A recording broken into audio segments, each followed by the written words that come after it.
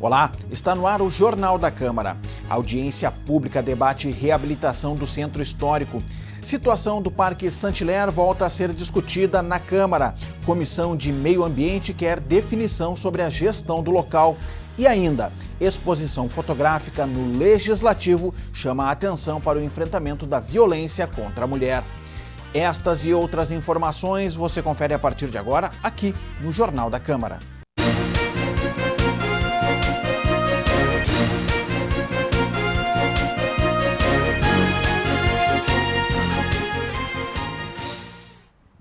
A Câmara da Capital realizou audiência pública para debater o projeto do Executivo que prevê a reabilitação do Centro Histórico de Porto Alegre. Entre outras medidas, a ideia do governo é ampliar o número de empreendimentos e moradores na região. Equipe da Secretaria Municipal de Meio Ambiente, Urbanismo e Sustentabilidade explicou a proposta que prevê 3 áreas específicas na região, voltadas para os setores cultural, de lazer e turismo, residencial, comercial e de serviços. O secretário citou alguns dos aspectos que envolvem o projeto. Então, nesse escopo, a gente criou o Programa de Reabilitação do Centro Histórico, um braço do nosso plano diretor atual, criando um regramento diferenciado para estimular o desenvolvimento dessa região, valorizar, vamos dizer assim, as áreas ali colocadas para que seja interessante que a iniciativa privada puxe esse desenvolvimento, faça essa transformação. Então, há uma proposta, uma prioridade do governo municipal, do prefeito Melo, no sentido de revitalização do centro histórico, de dar ao centro histórico um despertar das suas imensas potencialidades. Este é um espaço muito bonito, é um espaço nobre, é um espaço de primeiríssima qualidade, mas infelizmente ao longo do tempo sofreu um processo de degradação. Por parte da comunidade, apesar do consenso sobre a necessidade de revitalizar o centro histórico, a maioria das manifestações foi de críticas à proposta do Executivo. A audiência pública foi conduzida pelo presidente do Legislativo, vereador Márcio Binzeli, do PDT. Demais parlamentares também se manifestaram. Obviamente, a melhor solução que nós poderíamos encontrar era dar dignidade aos moradores de rua para que eles não precisassem se encontrar na situação de rua. Independente dessa leitura, gostaria de fazer a pergunta aí para que no momento adequado o Poder Executivo responda qual é que é o projeto para esse problema que acaba se apresentando aqui na questão do centro da cidade de Porto Alegre. Eu também quero fazer acrescentar e finalizando, dizer que temos 2 praças onde nós temos o lazer de tutores e seus animais. E no centro tem muitos animais em apartamento e as pessoas necessitam, sim, desse espaço bem cuidado. Só se faz centro, só se faz a revitalização com pessoas. Quem não quer moradores no centro, querem o atraso, querem ficar como estão. Esperamos, sim, que o centro tenha um outro olhar, um olhar diferenciado que há muito tempo está abandonado. Isso há uma compreensão. Mas, junto com isso, vêm políticas sociais que podem ter um olhar diferenciado a esse povo. Como eu disse lá no início, o vereador Gessé, que está na rua e que precisa do braço do Estado, do braço do poder público. E eu acredito que é na Câmara que nós vamos travar uma discussão maior e chegar a um denominador importante, até porque eu me posiciono sempre pela visão de que o centro precisa, sim, de um olhar todo especial, até pelas condições que se encontra aí. A partir de resolução que estabelece normas para o setor, parlamentares, representantes do Conselho Municipal e do Governo debateram formas de qualificar o ensino infantil na capital gaúcha. O assunto foi tema da Comissão de Educação em encontro nesta terça-feira. A reunião foi proposta e presidida pela vereadora Mari Pimentel, do Novo. A parlamentar citou a importância de debater os impactos que novas normas podem causar. Segundo a vice-presidente da SESI, vereadora Mari Pimentel, a Resolução 015 do Conselho Municipal de Educação estabelece alterações no ensino infantil, reduzindo o número máximo de alunos por sala de aula e também modificando critérios de formação dos profissionais dessa área. Eu gostaria de trazer esse tema, uma vez que impacta a nossa rede conveniada, impacta a oferta de vagas, impacta também o repasse para as escolas conveniadas, tem uma série de nuances que são impactadas e que seria importante a gente tanto ouvir o Conselho Municipal de Educação sobre como é que veio o contexto da 015, trazer um pouco mais do histórico para todos, tanto como entender qual que é a ideia da Secretaria de Educação com relação à implementação da 015, como ela vai fazer a gestão desse processo dentro dessa nova gestão. A presidente do Conselho Municipal de Educação, Fabiane Pavani, ressaltou que o trabalho do órgão é fiscalizar e garantir que o plano pedagógico seja seguido efetivamente no município. Ao falar sobre a Resolução 015, estabelecida pelo Conselho, Fabiane disse que ela é importante para oferecer um aprendizado de qualidade para as crianças. Os grupos terão um número máximo de crianças conforme a faixa etária, obedecendo a seguinte proporção para o atendimento. Por quê? Porque isso vai respeitar a segurança das crianças e a possibilidade do trabalho pedagógico a ser desenvolvido. Porque qual é a perspectiva? A perspectiva não é puramente o atendimento assistencial. Nós estamos falando de uma intervenção pedagógica. E para uma intervenção pedagógica é necessário a possibilidade de um ambiente pedagógico. Alguns vereadores se manifestaram em relação à importância de manter o debate sobre o tema e também quanto à adequação da secretaria de acordo com a resolução. Nós precisamos de mais, acho que precisávamos que mais parlamentares ficassem sensíveis a essa causa. Que a causa da educação é a causa também da mãe que trabalha. Não adianta a gente negar isso. Essa mãe, ela precisa ter um local que o filho fique, mas não seja um depositório. A representante da Coordenação de Educação Infantil da SMED, Fernanda Guimarães, explicou que a adequação à resolução está sendo feita de forma gradual e disse que a prioridade é garantir o número adequado de alunos por sala e professor. Essa normativa, a Resolução 015, ela está posta desde 2014, né? Então, a gente já teve aí 2 gestões da secretaria que passaram por essa normativa e que não vinham, digamos assim, respeitando a normativa, não conseguiam colocar em prática o que se dizia da relação adulto-criança. Como ela é desde 2014, a gente não pode, assim, num espaço curto de gestão, colocar tudo em prática. É inviável, a gente precisa pensar um cronograma de implementação dessa resolução, que já está tardio, porque ela é de 2014, né? Então, qual foi a primeira estratégia? Vamos pensar na idade obrigatória, que é 4 e 5 anos, Jardim A e Jardim B, pré-escola, e vamos, então, começar pela pré-escola para a gente adequar, então, a relação adulto-criança. Então, antes nós tínhamos turmas de 25 crianças, que era pela resolução antiga, a 003, né, que a 015 substitui, e a gente passa, então, a fazer esse ano, na previsão de turmas, juntos a todas as escolas, a adequação para 22 crianças, garantindo as crianças que já estavam matriculadas, elas continuam, mesmo que exceda o número. Ao final da reunião, o Conselho de Educação salientou que seguirá em debate com a Secretaria para que possam construir em conjunto o ensino infantil de qualidade. A Comissão de Meio Ambiente vai propor uma reunião entre as prefeituras de Porto Alegre e Viamão para estabelecer a gestão do Parque Saint-Hilaire. A Cosman espera que uma definição sobre a responsabilidade pelo local possa ser encaminhada até o final do ano. O parque está localizado entre os 2 municípios. Desde o início do ano, a divisa entre os municípios de Viamão e Porto Alegre vem sendo pauta na Cosman. A questão do Parque Saint-Hilaire envolve ainda a barragem da Lomba do Sabão, que fica parcialmente na área do parque, e a situação da comunidade do entorno. Na reunião híbrida da comissão, nesta terça-feira, a Secretaria Municipal de Meio Ambiente, Urbanismo e Sustentabilidade anunciou que já tem planos para o local. Nós temos a ideia de enviar um projeto de lei à Câmara de Vereadores para constituir uma unidade de conservação e o parque e a área que é a de parque de lazer, que tem uma possibilidade de uso mais intensivo, com uma maior quantidade de pessoas.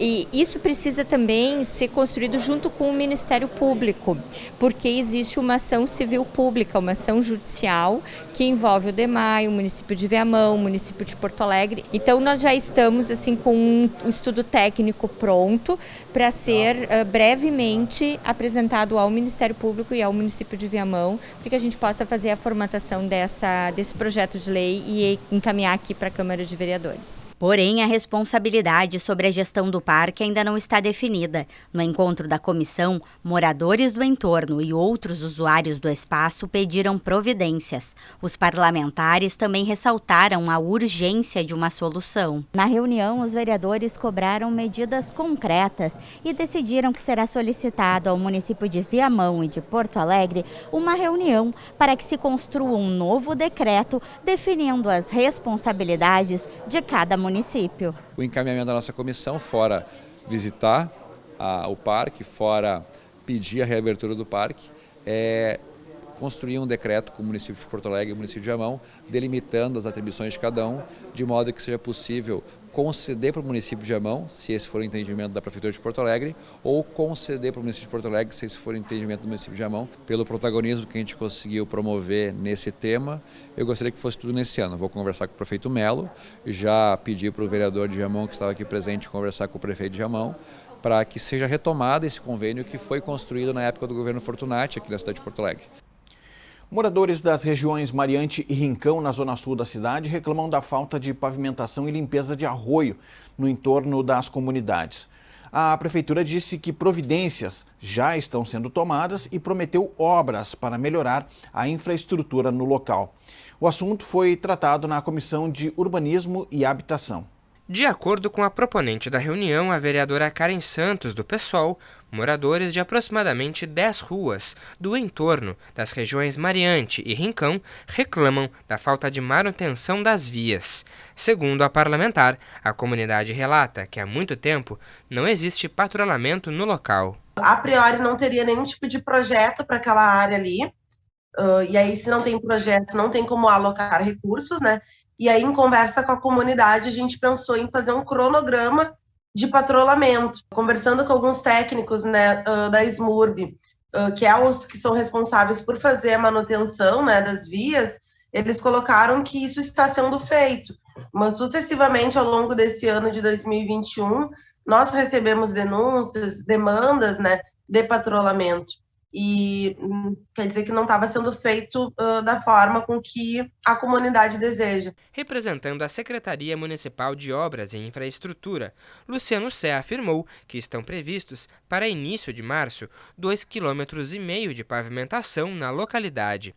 Todas são demandas do orçamento participativo, né? Algumas de bastante tempo atrás, depois que o loteamento foi regularizado, pode entrar em projeto. Tá? Rua São Lourenço, Escócia, Honduras, Leonardo da Vinci, México, África do Sul e Dinamarca. 2,5 km de obras deve resultar algo em torno de 8 milhões de reais, tá, para a execução dessas obras. A rua que eu moro, que é a Zâmbia, ela é o acesso para a maior creche que tem aqui, que é a Gianelli. Esta rua não vai ser, não está no plano. Este ano a patrola teve 2 vezes aqui. Uma vez no começo do ano e a outra vez depois que a gente encaminhou o pedido via a vereadora Karen. O secretário adjunto de Serviços Urbanos disse que a prefeitura tem realizado algumas intervenções nas ruas e nas tubulações da região. No entanto, ele admite que as medidas são paliativas, pois reconhece que a localidade precisa de obras que contenham os alagamentos. Por enquanto, o secretário garantiu o compromisso de patrulhamento, pelo menos uma vez por mês. Nós não tínhamos contrato de terraplanagem quando recebemos o governo. Na primeira licitação deu deserta, na segunda licitação uma empresa ganhou e que começou a operar há menos de 30 dias. E quando eu estive aí a primeira vez e caminhei, inclusive nessa rua que dá acesso à escola, lá no fundo, foi comentado que a última vez que a patrola havia passado lá havia sido em janeiro. E nós tratamos de providenciar um patrulhamento e agora montamos um cronograma que a gente tem disponibilizado lá no site da Prefeitura. Como encaminhamento, os vereadores da CUTAB vão solicitar a oficialização do cronograma de patrulhamento. A comissão também quer informações sobre a regularização fundiária na região.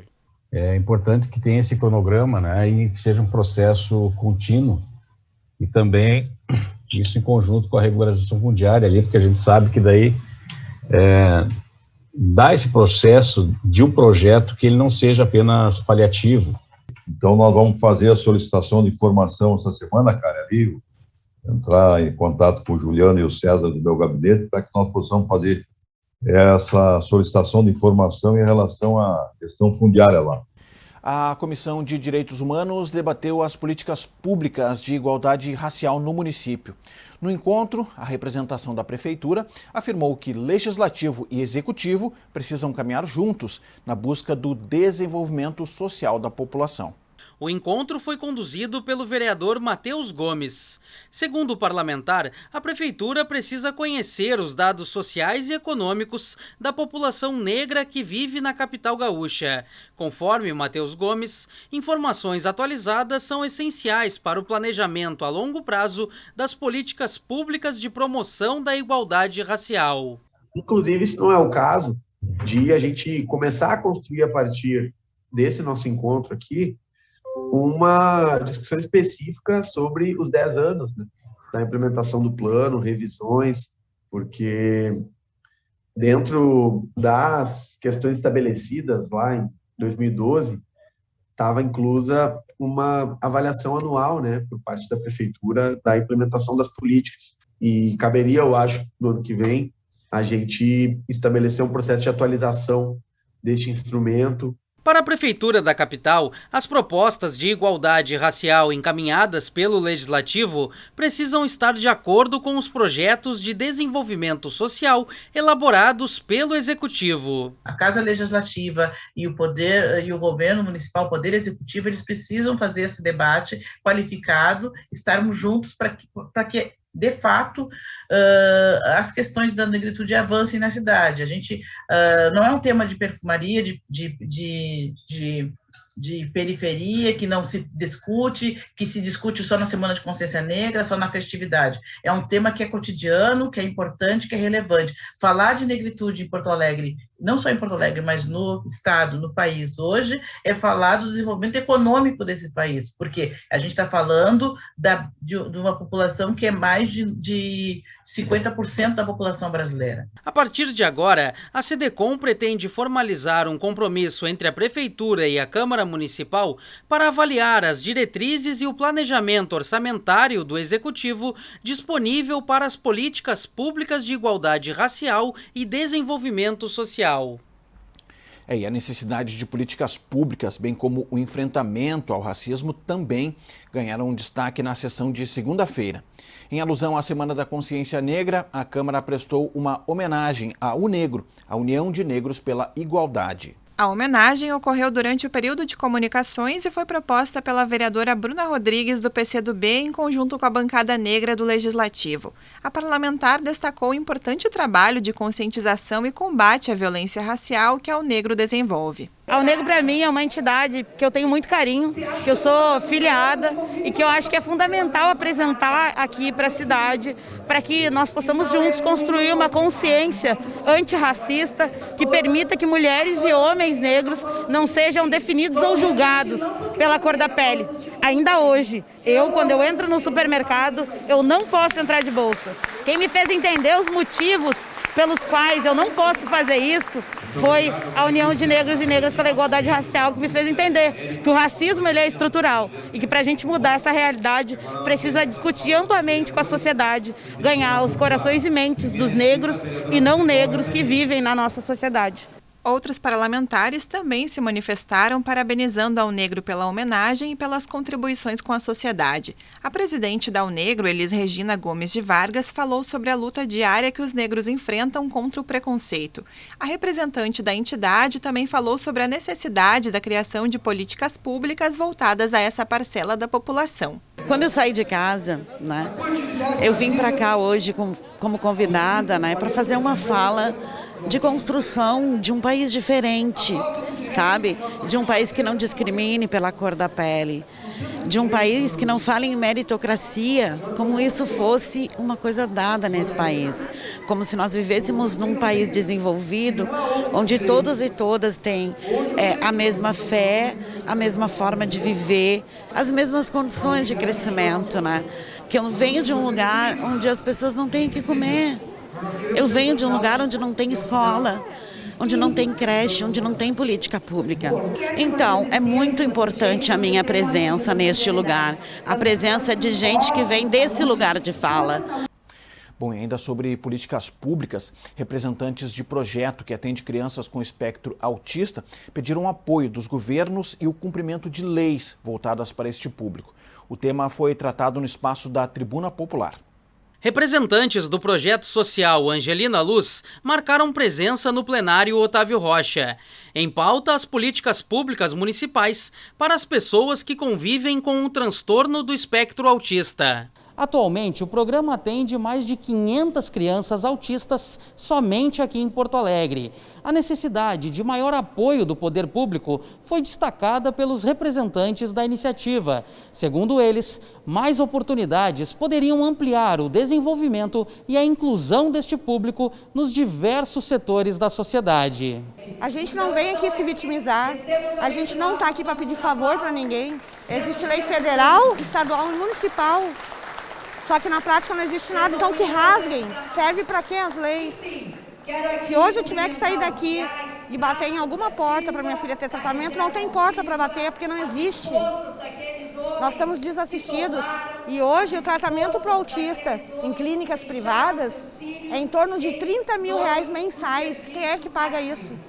Tu já imaginou uma família típica sobreviver com 1.100? Imagina nós, famílias atípicas, que temos remédios controlados, água, luz, casa, comida, alimentação especial. A gente não vive, né? A gente sobrevive. O programa é formado por mães e pais que prestam apoio às crianças com transtorno do espectro autista. São voluntários que ajudam a formar uma equipe multidisciplinar de assistência social. Para ajudar e buscar mais informações, basta acessar o Instagram do projeto Angelina Luz. Também na sessão de segunda-feira, 2 parlamentares suplentes tomaram posse. Os vereadores falaram sobre suas bandeiras e o trabalho que pretendem desenvolver durante a passagem pelo Legislativo da capital. A vereadora policial Mariana Lescano, do PRTB, substitui a vereadora Fernanda Bart, que está em licença. Mariana, que fez 3.303 votos na última eleição, disse que irá priorizar a segurança pública em suas propostas. A importância é que vamos, em Porto Alegre, ter mais uma voz conservadora, né, de quem defende a liberdade, a segurança pública, o fim da inversão de valores que foi imposto na nossa sociedade por décadas, que quer o reconhecimento e a valorização dos nossos policiais, que acredita em uma educação sem doutrinação política, que acredita no direito de defesa do cidadão de bem armado. O vereador Pedrinho da Tinga, do Solidariedade, fez 801 votos e ocupa o lugar do vereador Cláudio Janta. Em virtude do mês da consciência negra, o partido e demais siglas têm oportunizado a presença de vereadores negros com o intuito de reforçar o enfrentamento ao racismo. Além de reiterar a importância do tema, Pedrinho ainda ressaltou que irá trabalhar em prol das crianças e adolescentes. Como eu sou lutador da bandeira da criança e adolescente, onde eu sou presidente de 2 escolas infantil num bairro de periferia, que é a Restinga, isso é muito importante. Também pela questão de ser o primeiro negro vereador do bairro Restinga. Então isso dá muito orgulho para a nossa comunidade. E vou seguir lutando pela minha bandeira, que é criança e adolescente, como inclusão social. E a Câmara da Capital lembrou os 184 anos da Brigada Militar. A homenagem também ocorreu na segunda-feira. A atividade contou com a presença de integrantes da Brigada Militar, membros de outras instituições, representantes da Polícia Civil e da Secretaria Municipal de Segurança. Das galerias do plenário Otávio Rocha, os membros da corporação acompanharam a homenagem. A iniciativa foi proposta pela vereadora Comandante Nádia. Tenho só a agradecer tudo o que eu recebi da Brigada Militar, trabalhando 28 anos na linha de frente, e saber que hoje, como como vereadora, eu posso homenagear essa instituição que há 184 anos defende o povo gaúcho, para mim não tem honra maior. O transcurso pelos 184 anos da Brigada Militar ocorreu durante o período de comunicações. Para o comandante-geral da corporação, essa homenagem serve para reforçar a imagem dos policiais justamente aqui, na Casa do Povo do cidadão de Porto Alegre. Eu me sinto muito orgulhoso por estar à frente dessa corporação praticamente bicentenária. Estamos comemorando 184 anos de criação da Brigada Militar.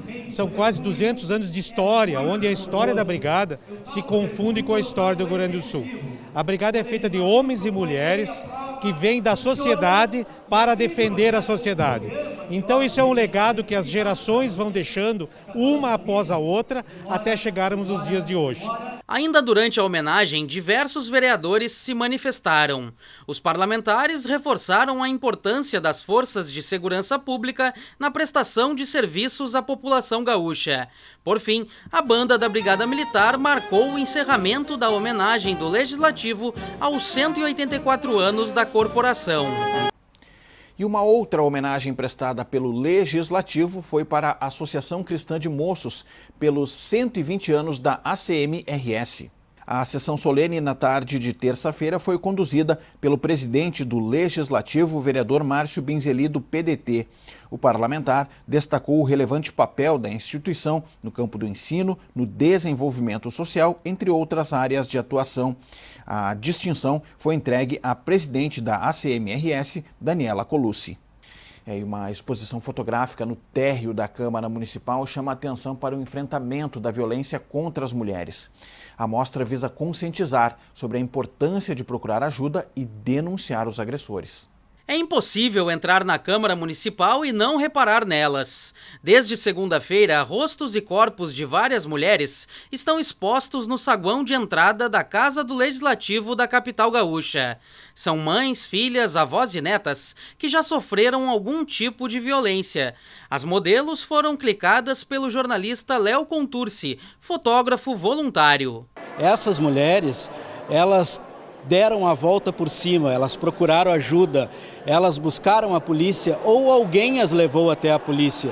E ao mesmo tempo que esse é o nosso sentimento de mostrar esse lado bonito, o sorriso, o cabelo, a maquiagem, também é a responsabilidade de incentivar outras mulheres a denunciarem.